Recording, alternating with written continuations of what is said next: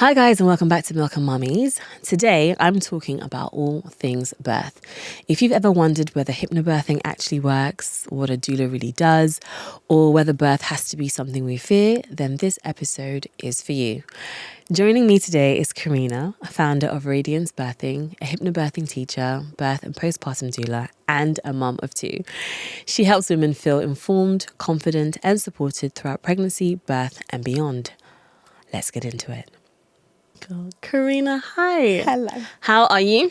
I am good, Yeah. thank you. I am hot, I am sweaty, but I'm good. I know. London summer, I can't say English summer, just London summer, because Yeah. it just has a very particular intensity Yeah, that yeah, like does its bits and pieces. Yeah. But as always, I always start with a thank you. So just thank you so much for making the time to come down today. You're so welcome. Now I'm looking forward to picking your brains about all things birth Yes. and doula work and Yes. all of that jazz. But before we kind of, I guess, step into all of that, did you always know you wanted to be a mum? Yes, Yeah? I Okay, did cool. actually. Yeah. You know you're the first person to ever ask me Oh, that. really? That's The crazy how many people first can say that. person. No one has ever asked me that question.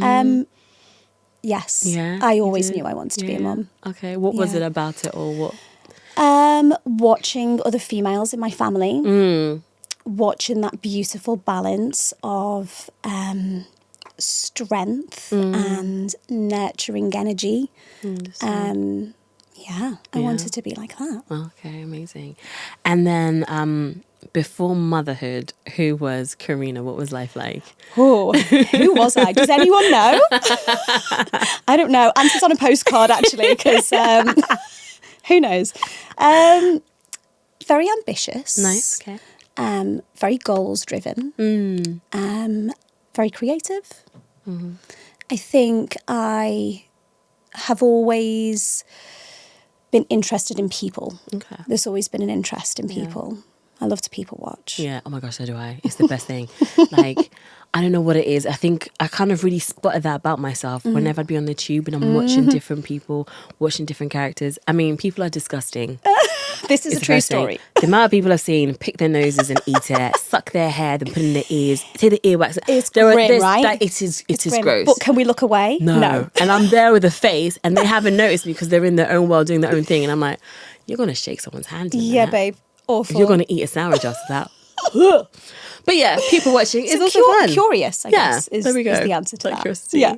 And what led you into birth work? Oh, I think I've always been very interested in it. And I think it stemmed from my beautiful nan, Okay. actually, who was, oh my God, a powerhouse of a woman, Okay. like all 4'11" of her. You see where I got my nice long legs, right?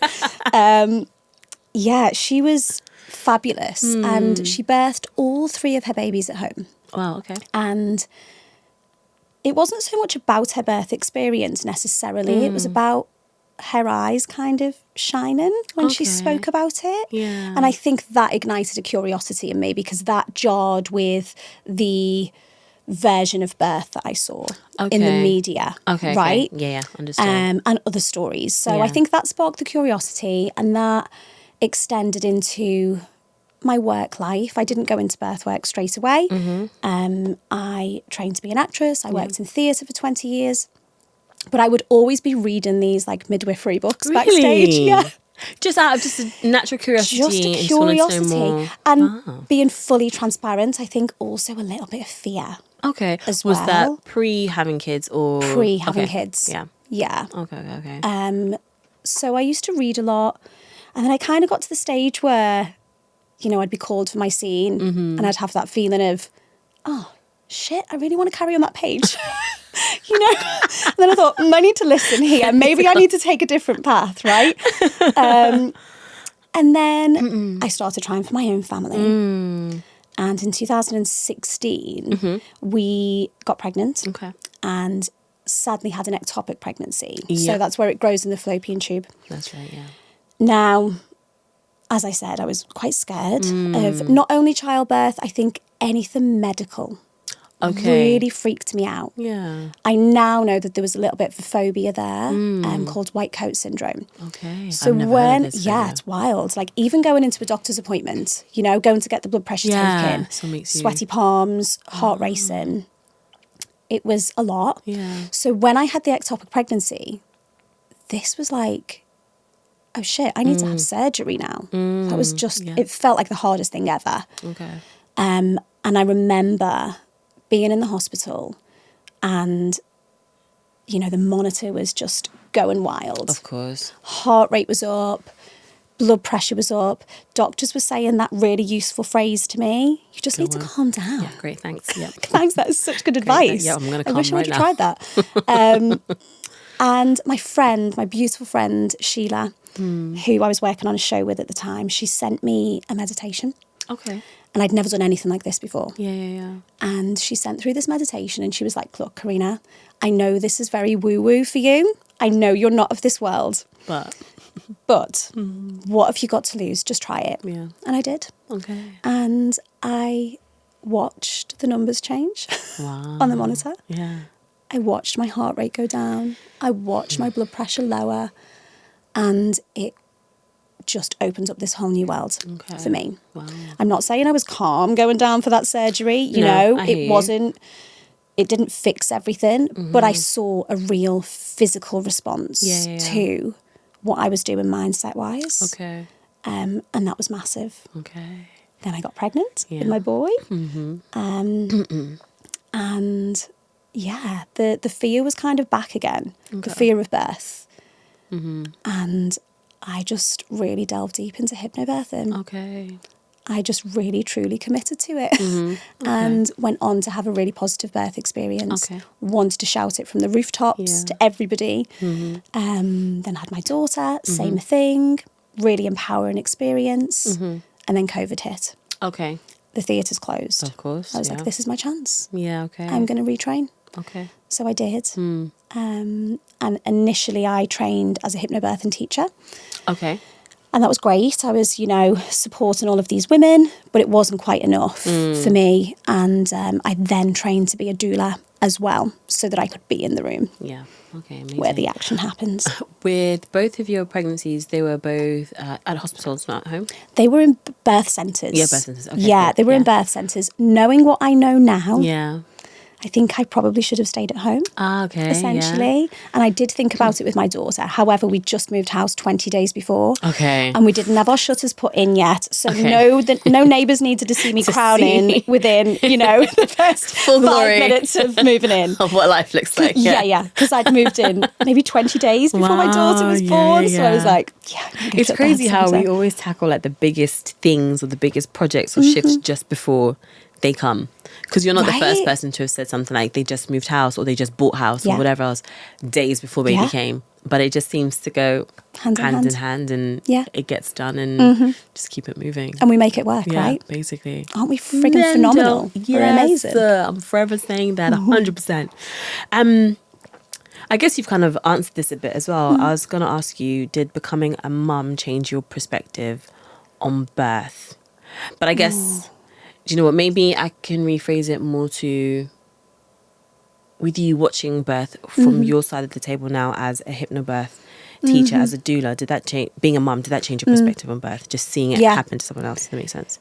Yeah, Yeah. It did actually, because I felt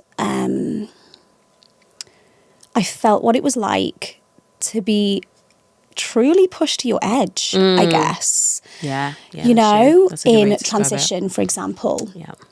And I think if I hadn't have experienced that myself, when these women were saying these phrases to me, as they all do, like a cue line almost, I can't do this. Got you. I can't do this. I think I would have tried to fix that Okay. if I hadn't have felt it myself. Yeah. What I now know is that what happens in that moment, that woman is correct. Like, she can't do that. That version of her cannot do that. And this is where the mum steps in. The mother is born in that moment and she goes, I frigging can. You know?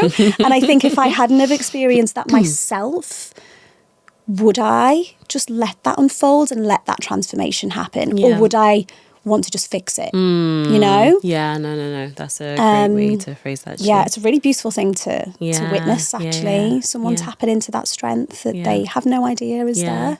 And even you saying it like that and me thinking about my birth, because I also went down a hypnobirthing route as well. I distinctly remember this moment of like, I cannot do this, and not from a standpoint of like I'm giving up, but it was more like I almost felt like I didn't have the tools, and there was definitely a shift, and I remember it quite clearly. There's definitely a shift in my head that kind of grounded me into understanding, but we're gonna do this. Like it's weird to describe, but it's just there was just that moment, and I always describe giving birth as like walking through fire, and not because there was a ring of fire or the crowning didn't give me that sort of burn or that sting, but you have to go through it, and if I don't walk through that, then I'm going to be stuck in this space. So it's kind of like I remember those key moments in the understanding that it's true, who you were coming into space isn't the person who leaves and isn't the person who gets this done.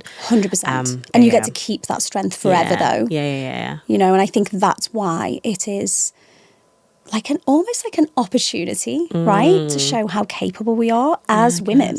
I guess, you know? Yeah. And I think when a woman truly taps into that and she realises that, it changes her forever. Yeah. You know, true. it really does. That's incredible that you remember that with such clarity. No, 110%. I'm the biggest research, reading, geek, whatever. I am that guy. I will do all the research for everything. And with giving birth, the one thing I regret is not filming it. And me and my partner just never made a decision on it. Yeah. I don't know why, but I just wanted to be so present to everything that happened. I wanted to feel everything. I wanted to know everything. So, I tried to make sure that things weren't invasive. I just used gas and air. And even to this day, I don't know if the gas and air even really worked, but I knew that I wanted to be as present to this as possible. So, wow. Yeah. That's incredible. I mean, is that nuts or not? I don't know, but I just I wanted to know every single detail. Yeah. And that's why, but yes, you know, and you're really in the minority now because, you know, the way that birth is going, there's not a lot of women who are going through that and pushing through that. Yeah. I guess. You're incredible. That properly. Thank you. What do people misunderstand about doulas? Oh, quite a lot, I think. So a doula is essentially, you know, a trained professional who is there to continuously support somebody through antenatal, through birth, and through postnatal. And I think actually one of the big kind of preconceived ideas about a doula is that they're there to replace the dad. Okay. You know, I think a lot of people think that they're just for people who don't have a birth partner there. Got you. And that is absolutely not true whatsoever. We don't work for the NHS. I think some people don't know that. Yeah. And I think actually that's where the power is. Okay. You know, we work just for that family, which means that we can truly put them at the centre of their care, actually. And that's the power, right? This is why doulas significantly improve outcomes because we're there truly for them and what is right for that person, that individual, no matter how that looks. And that's why when you look statistically, doulas will reduce C-section rate and instrumental birth rate. There's so much evidence now, you know, that we need that continuity of care. Yeah. And we need that familiarity, somebody who truly knows us in that space and is there to advocate for us in the right way. Not going for a fight. I love that saying, you attract bees with honey, not vinegar. This is true. You know, and I think that's really important in the birth space because this is about building oxytocin, right? There we go. You want to create a vibe. Yeah, you 110% do. I think that's a great explanation or definition of that for people who may not know. And I guess for those who may not know, what actually is hypnobirthing, if you had to explain that to someone? Oh, hypnobirthing can be 1,000 different things. It's lots of pieces of a puzzle that come together, you know? It's the real kind of unlearning of preconceived ideas, tapping into those fears, unpicking past experiences. And obviously there's the mind-body connection side of things as well. It's essentially about trusting your body so much that you can switch off your conscious brain in labour, right? That neocortex that is triggering adrenaline. Yeah. We're just gonna shh for a while and keep that quiet. And it is a lot to do with mind-body connection. but that's not all of it. You know, unfortunately, again, preconceived ideas around hypnobirthing and even the word does it a bit of a disservice, actually. Hypnobirthing. I've had a guy once say to me at the end of a session, that is not what I expected at all. I really thought that you were going to be swinging some kind of gold clock in my face. Okay, got you. Yeah, I'm like, no. Yes, we do talk about the hypnosis side of things. Of course we do. And, you know, my clients all fall asleep to these meditations, and it's a really important part of it. But if that was it, that is like taking a pistol to a forest fire. You know, it's not quite enough. We also need to learn how to navigate the system that we're going into. We need to figure out actually what happens if this birth does go down a different road, because birth is friggin' wild, right? Yes, it is. So That's a great way to put it. Wild. I've never attended the same birth twice. And I think it's about being equipped with those tools and that knowledge and that deep trust actually in yourself, so that you can navigate all of those paths. Yeah. Okay. That's what it is to me. Yeah. Okay. And that's great. I think when I went into hypnobirthing, my best friend, she had her little one a year and a bit before me, I think. And she was like, oh my gosh, you've got to do hypnobirthing. So she sent it my way. So that's kind of how I came to understand it. Or came to find out about it. I didn't know what to make of it, other than I'm definitely someone who can be very mindset focused and laws of attraction or energy, or just understanding your mind is key in a lot of things that you do. And I know that this is labor, it's going to be hard work, so how am I going to try and marry the two? I didn't really know what to expect, but I liked a lot of what was happening. My labor and birth was really, really quick, so I didn't get a chance to set up the room or set up any smells or things, thinking that that's what it would be like. And then one thing that really pulled me through were words of affirmation.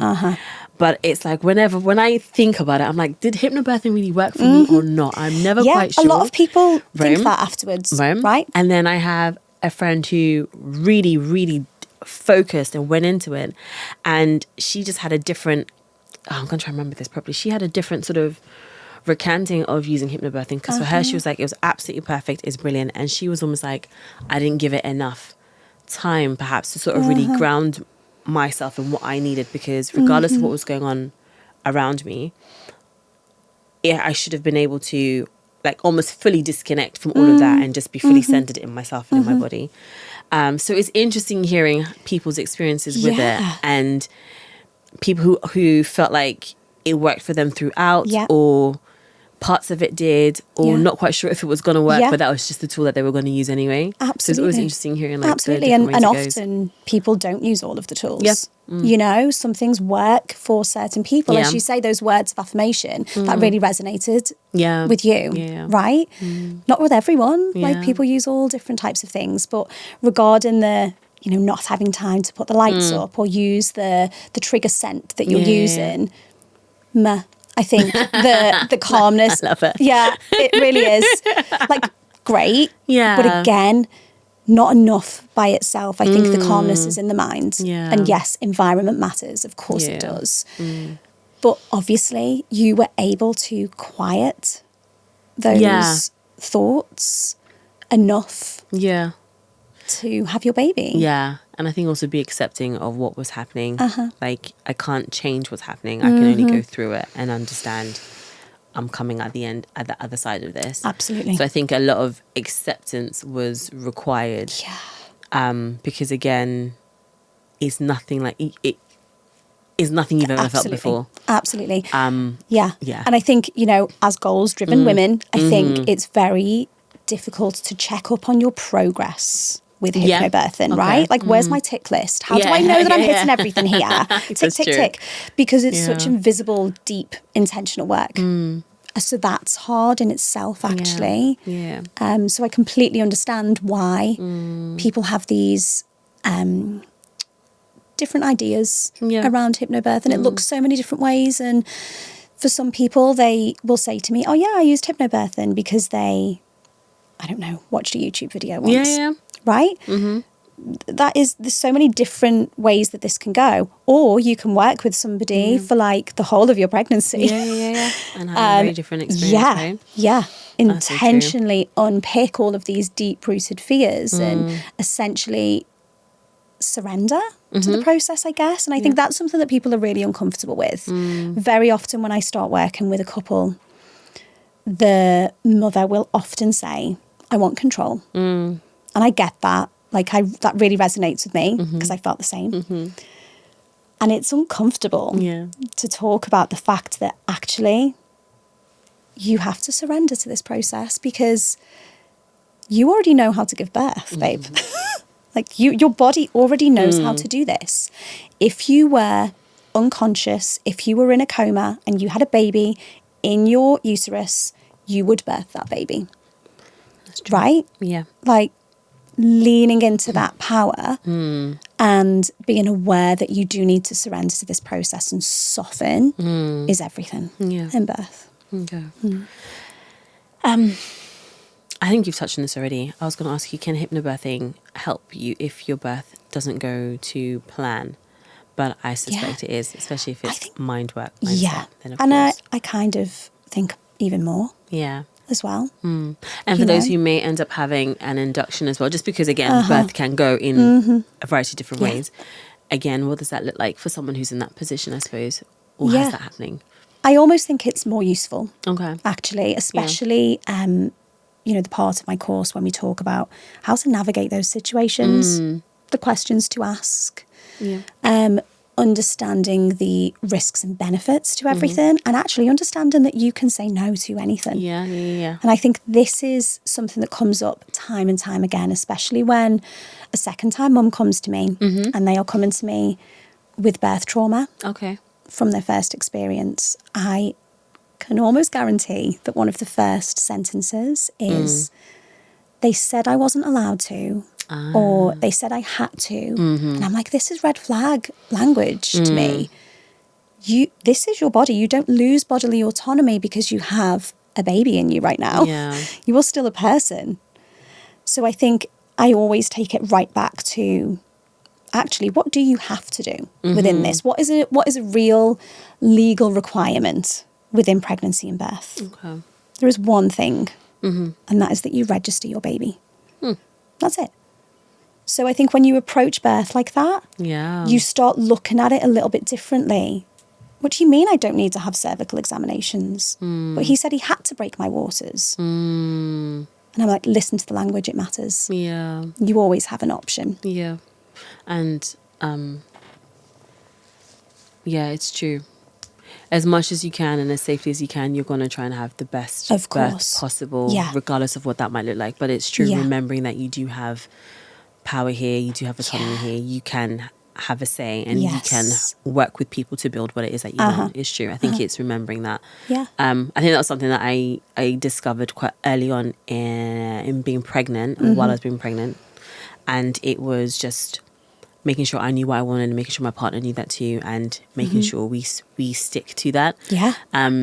I definitely had a bit of a wobble where they wanted me to be induced and I didn't, and I developed gestational diabetes at like 37 weeks, just so like I'm at the end, like come on now, I know, right? So that happens, and then it's like, oh, there's the worry that the baby will be too big, even though throughout my pregnancy the worry was my baby was too small, which the baby wasn't. It was perfectly fine and shaped for me and my body. And I remember having a conversation with a consultant and a doctor, and they were very much induction. And I ended up saying yes to it just to have the conversation end. I knew I wasn't going to have an induction. It was just like, I'm telling you why I don't want to, you're telling me why I should, I'm telling you why I don't want to, so we're just going back and forth. And I was like, that's hard. Okay, sure. At this point it's just like, I've got things to do. Yeah. But then when we left, my partner was like, well, don't forget, you have said this whole time you don't want an induction.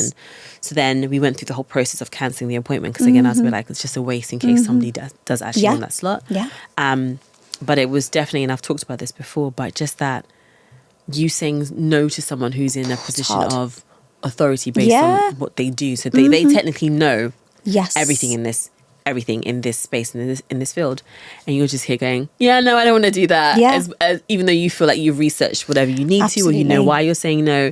It was definitely it's an incredibly hard thing to do. And I watch, the strongest of women in these situations feel quite vulnerable. Because they only need to throw a couple of words at us and we basically hand over our body. Yeah, you know, 'cause we you want think to you don't know. keep our baby safe. Of course Yeah. we do. So it's a very, very difficult situation to navigate that. Agreed. I mean, hats off to you. Because also at that time, at the end of pregnancy, we're kind of, I don't like to use the word vulnerable because we're women, like we're really freaking strong. Yeah. But hormonally, we are flooded with really high estrogen levels that make us quite agreeable at the end of pregnancy. Right? Was I agreeable? I don't know, actually. Not everyone is. No, and it doesn't sound like you were, which is fantastic. I don't actually know. But it's hard. It's hard, right? Because nature wants us to just suddenly be super soft and really nurturing and, you know, let's just tap into our instincts. So it can be really hard for women to go in and have those conversations. Yeah. But something that I always refer to is, you know, ask that doctor, are they suggesting this because it is evidence-based? Or are they suggesting it because it's hospital protocol? Yeah. Right? They're two totally different things. And I that's a think good one. always going back to that is really important. Yeah. I think that's really key. Even getting that cancelled. I think, the doctor, I was speaking to my nutritionist at the time because everybody kept fobbing us off. And I was like, I'm doing this. And he was like, well, you know what? Just so you know, your baby could die if you do this.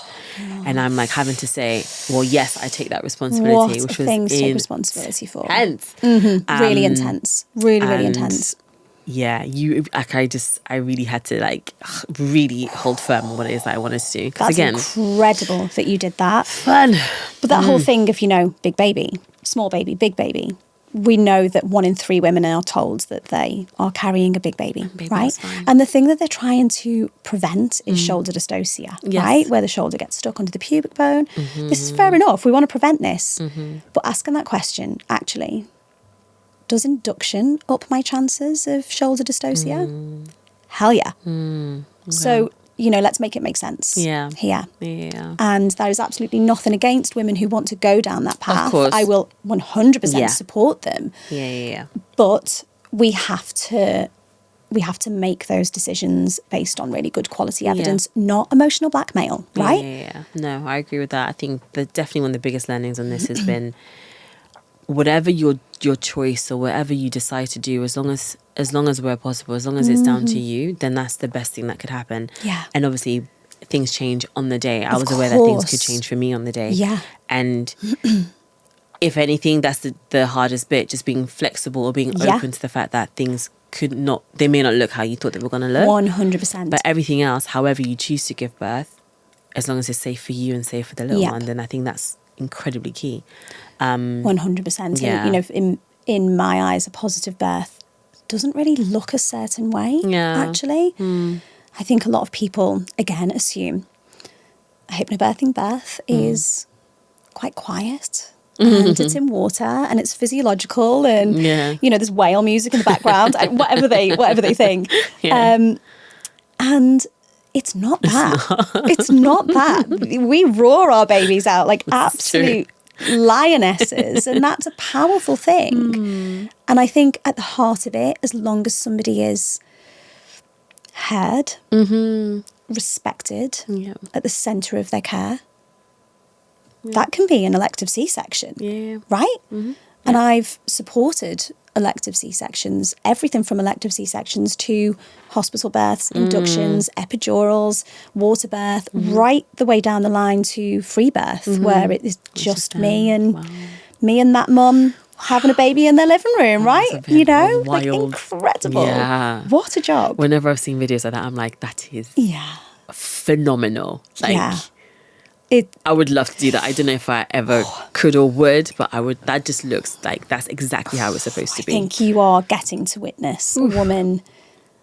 like fully step into her power. Like you just never look at women the same again, right? I'm just in awe of every woman that I get to work with. That's incredible. If every pregnant woman only learnt one hypnobirthing technique before labour, what should it be?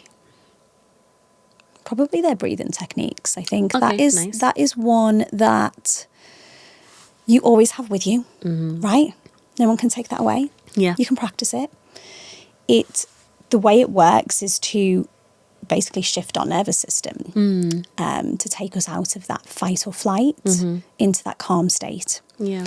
When we're in fight or flight, which a lot of women are in labour, fight, flight, fawn, or freeze, we send all of the blood to the extremities to run away from that saber-toothed tiger that we have in our mind. And the blood is drawn away from our non-essential organs, right?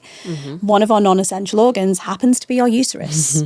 So when we are in that state, we are physically drawing blood away from that area, which makes it more painful, right? So when you learn the correct breathing techniques and you practice them throughout your pregnancy, it is a tool that is so simple, and it doesn't always look the same way. You know, some teachers will teach this as in for 4, out for 8, just make your out breath slower. I personally don't work like that, but I get the concept. Like, you've got to keep your out breath long.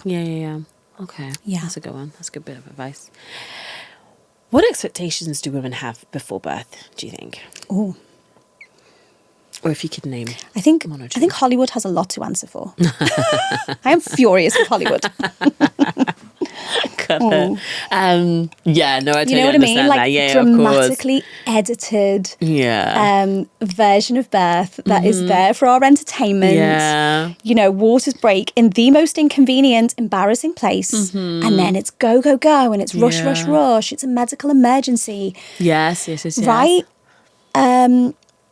It's hard to unlearn that. It's really hard. That's all that we see. Yeah.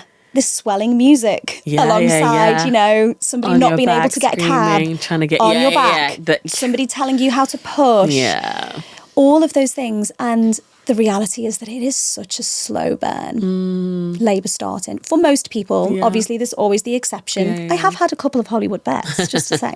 They were fabulous as well. But in general, I think everyone's always surprised by how our body kind of drip feeds us this information. Okay. You know, like I very rarely have a call from a doula client saying, "Hi, Carina, I'm in labour."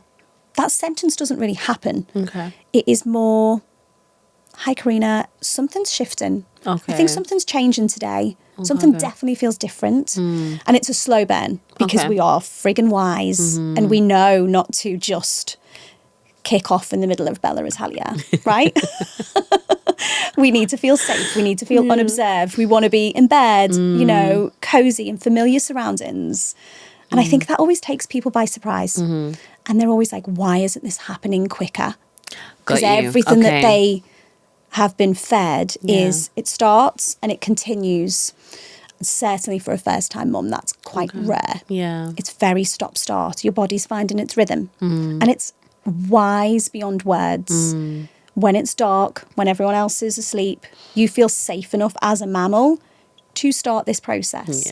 And then the sun comes up and it gets loud and, you know, your neighbours are going to work and suddenly you're like, actually, no, not today. I'm going to wait. That's a good way to put it, actually. I hear that. No, it's making me think of my birth. Was yours fast? Mine was fast. It was 4 hours, 4.5. From start to finish? Yeah, 4 hours, 15 minutes. 6 a.m. on the dot, my waters popped. Yeah. And I was asleep and I heard a popping sound and I was like, okay, my waters broke. And then I got really excited because I was like, she's coming. And then I stood up and then it was the gush. And I woke my partner up like, I think it's happening. And then everything ramped up really intensely, really quickly. Very fast. And then by the time we got to the hospital, got checked, got into the room, etc., it ramped up. But then it was like, there was only like 1 centimetre. And I was like, you are fucking kidding me. This is 1 centimetre. Which like, means fuck all. Right? And like, but in terms of the level of pain, I was like, you are kidding me. And then there was clearly a shift. And that was when I reached that point of like, I don't think I can do this mentally. And then me navigating that. But there was something in how I was sounding that made a midwife go, and then she checked. That is a good midwife because a good midwife will look for other signs, not just centimetres dilated. And then she's like, okay, you're 7 centimetres. And then from there, it just went really quickly. So by 10, 15, Zena's in my arms. But it was like, that was so fast. And And that's all I know. So that's it. But like phenomenal and incredible and intense, like hella intense. So intense. And especially fast births. You know, sometimes couples come to me and they're like, we want a fast birth. I'm like, fast birth is also a very intense birth. It is. Right? I guess, and see what your body does. You're incredible. But, yeah. It was like, wow. I love that. I'm forever grinning whenever I think about it. It was phenomenal. Like phenomenal. Pain and all, the labor and all, like, I didn't go into it thinking that it wouldn't be painful. So I think maybe that's why I can talk about the pain and it doesn't, I don't feel anyway like I'm telling people horror stories about it. No. It is what it is. And this is the process you go through. But phenomenal. We can't roll this in glitter too much, you know. This is a really intense process. Yeah, for sure. But yeah, I loved it. I really did. You're amazing. Wowza. Why do some women leave birth feeling traumatized even when the baby's healthy? Can you say? I know that's quite a big question, to be fair, but I think it's where we set the bar, isn't it? Okay. In maternity care, the bar is very firmly set on a healthy mum and a healthy baby have left this hospital, right? Yeah, and that's kind of it. Yeah. In most cases, like this is a huge sweeping statement. Yeah. You know, there are gems of midwives, there are amazing obstetricians. I'm never taking that away. But in general, we are struggling. So the bar is set pretty low. Birth is, as we said, wild and unpredictable. A woman can walk in and go over to that desk, and that midwife doesn't really know if she's given birth in 6 days or 6 minutes. That's how unpredictable birth can be. Yeah. And I think naturally within the NHS, we've wanted to kind of get some control over that. Yeah? Okay. Makes sense because nobody wants chaos. And I think what's happened along the way is that we have over-medicalised it to a point that we've forgotten what we need as mammals, which is kind of to be unobserved and to feel safe. And that side of things has been a little bit taken out of the equation. It's defensive medicine because what looks better on paper, right? If you've had an outcome that is really bad, if that midwife is in court and they are looking over her paperwork, you've either got a midwife going, but I gave her an exam, I broke her waters, I put her on a drip, I used forceps, she's done all of the things, versus a midwife who goes, I let birth unfold. We know that as mammals, what we need is the latter in most cases. Yeah. But what we have is this world where we are over-medicalising birth. And two things can be true. You know, we're so grateful that we have these incredible things like C-sections and forceps and all of these things when we need them. Yeah. And we can be grateful for that and also acknowledge that they are maybe being overused.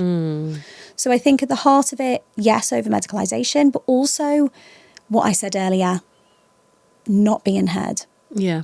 Not being listened to. Not being respected. And I think more than anything, not being trusted. Got you. Okay. You know, this is a woman going in at the peak of her evolutionary process, right? Her instincts are correct. She knows how to move her body. She knows how to communicate with her baby. She knows how to kind of nudge her baby down. She knows what positions she needs to get into. She knows the noises that she needs to make. But let's just pop her on the bed, make her a passive patient in a hospital gown, pop an epidural in and sever that communication between the mum and the baby. And I'm not saying that epidurals can't be positive because I've supported some beautiful epidurals. But it's about getting the best version and knowing that you still have choices and a voice even down that road. Okay. You know? Yeah, no, I hear you. I was going to go into how important is communication from the medical staff. But again, you've kind of really highlighted it. It's like the conversation needs to be ongoing as much as possible throughout. Ongoing, yeah. I hear you. What's one thing that hospitals never teach pregnant women but absolutely should, if you can name one or name something? Hospitals never teach pregnant women. Do hospitals teach pregnant women anything? I suppose there is an NHS course that you can do, right? There is one. I saw one at my hospital. I wasn't able to make it. And anything that was taught to me at the hospital, one thing that I found amazing, amazing, was there was like a little course that they put me on when we discovered that I had gestational diabetes, and it was just about nutrition. So we were there maybe there were like 2 sessions, just talking about food groups, types of food, etc. And then I had to monitor my blood every single day and what that was like.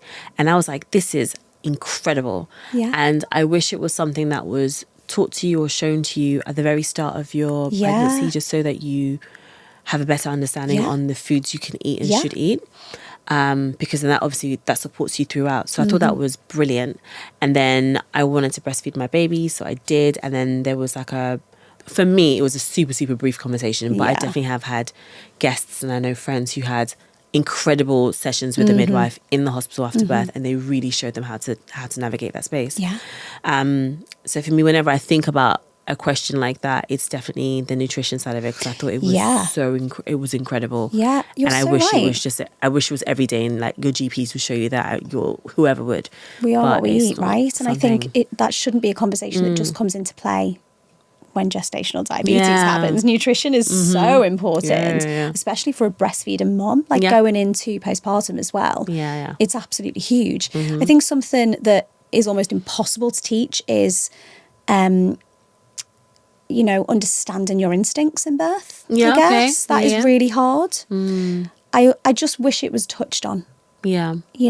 That women are incredibly instinctive in birth. Yeah, particularly. Yeah, that's a nice one. You talked you touched on this idea when people don't quite understand the role of a doula, they think that perhaps they're there to replace the dad, rather than seeing that a doula is an additional member of support in your team, I suppose. What's the biggest difference between a midwife and a doula? Because I know there's this energy sometimes of like there's friction, or people don't quite know how that works. I know that's not always necessarily the case, but what's the biggest difference between the two? Yeah, so a doula is there to emotionally and physically support. Basically, we're non-medical. Yeah. So, for example, we don't listen into the baby, we don't do vaginal examinations. It's a really good subject to talk about, actually, that kind of dynamic between midwife and doula. I've been really lucky, I think, in my work so far, that I've always worked with such beautifully generous midwives, actually. And I think once you kind of find your vibe, because look, they have a hell of a lot to do. Yeah, they do. Right? Yeah. I'm there having a lovely old time, massaging my woman and giving her words of affirmation and really, truly nurturing her. And bless this midwife, she has so much to do. She's got all of this paperwork to constantly write down. Has she had a break? Has she not had a break? The pressures they are pushed. They're really, really pushed. So my hope is that when I walk into a room, I hope that the midwives kind of, feel relieved. Yeah, actually. Okay, got you. That's what I want. That's my aim. Yeah. And then it's navigating that fine line of advocating as well, and making sure that you are putting that woman at the centre. Yeah. Right. Have you witnessed a birth that completely changed you?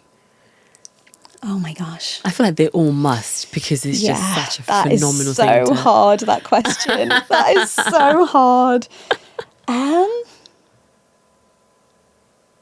Yeah, I think my first free birth. Okay.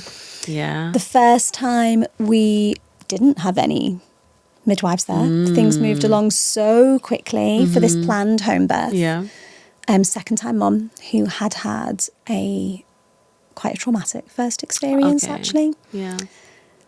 And we just cracked on. Okay.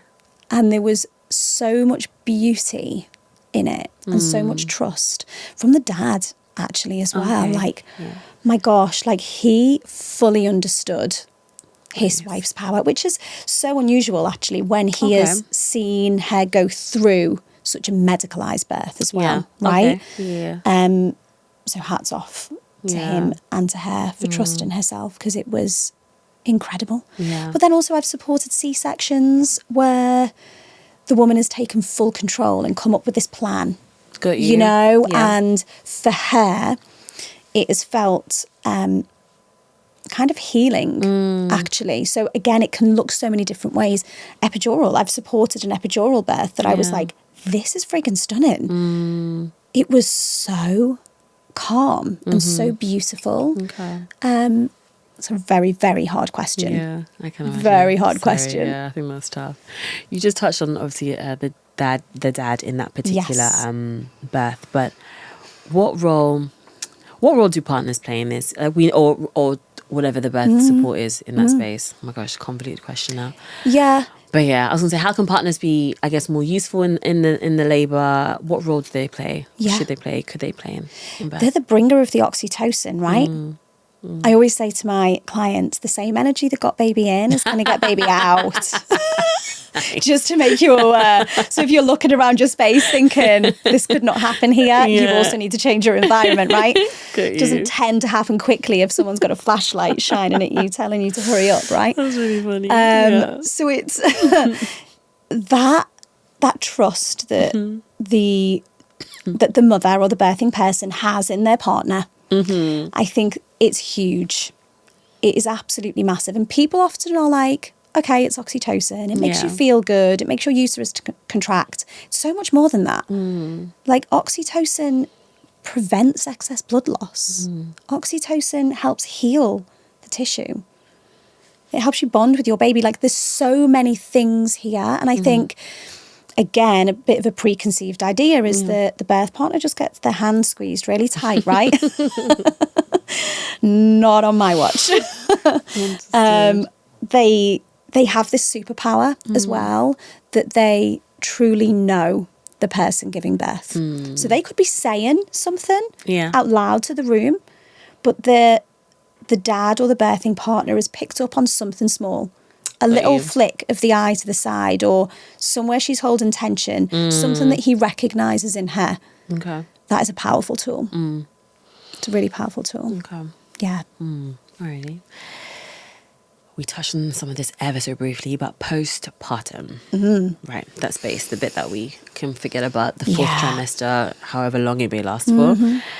I guess, simply put, I suppose, why do we focus or prepare so much for the birth but forget about what's to come? Yeah. Like, why is that the thing that we do? It is absolutely the thing, isn't it? I think there's a couple of reasons. I think birth is a clearly defined event. Yeah. Although it's wild, it has a beginning, a middle and an end. And it has a climax of this baby being born, right? My gosh, postpartum is open-ended. Right? I feel like I'm postpartum with a 6-year-old. It really is open-ended. And for me, I feel like a lot of it is to do with the subjects that come up. Okay. So let's think about postpartum for a second. Let's keep it real, right? We're talking adult nappies. We're talking hemorrhoids. We're talking blood clots. We're talking cracked nipples. We're talking huge emotional dips. Yeah. That is not dinner party conversation. Hey, it is actually at mine. I'm going to be honest. We definitely talk about cracked nipples at dinner parties. But most people would rather talk about the weather than a mother's mental health, right? It's polite. Got you. And yeah, I mean, I don't feel like that, obviously, at all. But I think, you know, society naturally pivots all of the attention onto the newborn as well, which is important. But that mom, my gosh, she is like the central nervous system of the home. Yeah. If she breaks, everything breaks around her. And I think we just really misunderstand that. Okay. We think that we are there to hold the baby. You are not. Like, my job is not, I didn't get into this work to hold a baby. Yeah. I got into it to hold a mother, to hold mothers. Yeah. And that I want the world to do that, actually. Yeah. And I think, you know, we massively pivot over to the newborn care. And then all of those taboo subjects are just kind of shoved under the carpet. And then you got your 6-week check, babe. what is that? Yeah. I will never forget going in with my second baby, 6 weeks. And this doctor did not even, we didn't make eye contact at all. I'm trying to think of mine. He signed me off for sex and didn't look at me. And then asked how my mood was while still looking down. Okay. And I just remember thinking, do you know what? Even if my mood was really, really not okay, I don't think I'd share that with you. Got you. You know, because he just ticked a box. How's your mood? I said, okay, tick, done. You are done. Yeah, off you go. You know, that complete disregard for this huge shift, this huge transformation that's happening. Yeah. It's a real, real shame. We have to keep being vocal about these conversations. Yeah. Let's keep talking about cracked nipples at dinner parties, please. Yeah, all the things, all the things, genuinely. Even with that, as you just said, make sure the conversations are still ongoing. If you could give any recommendations, how could friends and family help? Especially, like, say, a first-time mum or a new mum. Food is everything. Yeah. I think food is massive. Knowing that your role is to hold that woman. Yeah. Not to go in there and have a cuddle with a newborn. That's not why you're there. And we do get that wrong quite a lot. And, you know, even myself, I look back at when I visited some of my mum friends who became mothers before me. And I am ashamed. I'm like, oh my God. Like, as if I didn't put a wash on for her. As if I didn't do those dishes. As if I didn't invite her to talk to me about her experience.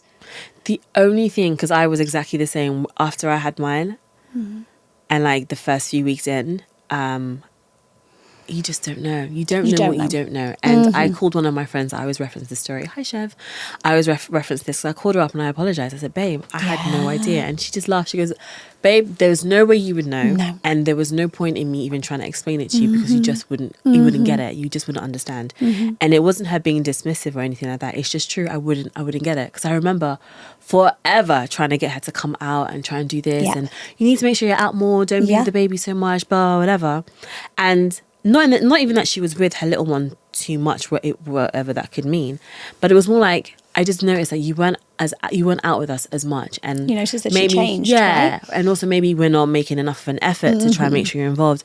Bring baby girl with you. It's fine. Do this, and it was like once I became a mum, I realized that's the least thing on your terrible English, but that's the least of your concerns or worries. Of course. You have schedules that you need to follow. You have a new way of being to be. I can't do those things anymore, at least not right now. Yes. And I just didn't, it didn't occur to me at all until I became a mum. And your field of vision changes as well, right? Like I remember thinking, oh my God, I literally can't think past the next feed. Like I could not see past it. I was literally like, what boob am I on next? There we go. That was my whole world. That's it. And when is the next nap? Right. And if you change something, the nap changes, then that impacts the whole day or the day after. And then you have to navigate. So it's just like, but if you don't know these things, there is no way you'd ever think to say or suggest X, Y, and Z. But that was a huge thing for me. Yeah, we don't know what we don't know. Yeah, right. But I definitely I made calls. There were people I had to apologize to, and I was like, I'm so sorry. I just didn't know. They found it hilarious. But I was like, no, I definitely had to, because I'm tenacious, and if I think I'm doing the right thing, like, okay, we're doing this, and it's like, well, no, we're not. So I had to learn that. Oh, good on you though for making those calls. Had to. It was necessary. Oh my gosh. I'm trying to think of what else I want to pick your brains. I wanted to make sure that with this conversation we had like a really good, for people who may be finding Milk Mummies for the first time or coming across hypnobirthing or a doula for the first time, I wanted them to have a good solid understanding or an overview of what it is that you do and why you do it and what it can look like.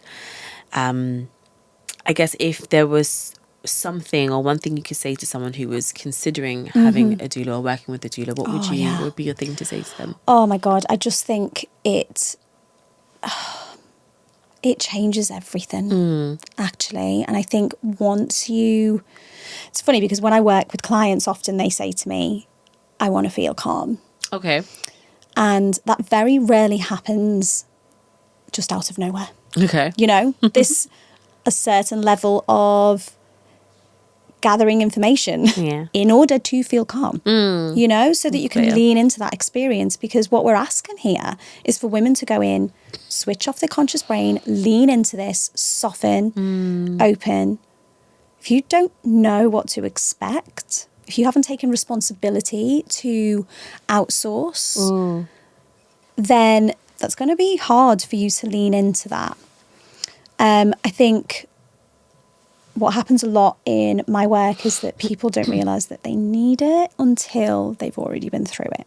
Okay. So I work more with second-time mums than first-time mums. Yeah. So when I get a first-time mum come to me, I do a little dance. Because I'm like, yes, this is amazing. You know, we haven't got all of that unpicking to do from your first experience. And that's really beautiful. I think taking responsibility for your birth is huge. Yeah. But saying that, no one can teach you how to give birth. Yeah. Right? Like, we are so friggin' wise. Yeah. We know how to give birth. And I think that has to be at the heart of it. And that's a really difficult thing to unlearn because look how this progresses. You literally pee on a stick and the stick tells you if you're having a baby. Like, shh, your instincts. Shh, you don't know. That's really funny. Clear blue will tell you. You know, and then that continues, right? That's how it starts. Then you go to your appointment. And again, I'm not saying any of these things are bad things, but it's a message that's loud and clear. Yeah, it's just the systems in place currently. Yeah, the science knows better than your body. You know, we will give you the date when your baby's going to be born. If he's not born on that day, then we'll give you some drugs and some medicine and we'll get the baby out on that day. And that is very difficult, isn't it? To then unhear that when it's kind of drip fed to us. Yeah. Science knows better than your body. And sometimes, in rare cases, you know, birth does need that medical intervention, and that is so great that we have that. Yeah.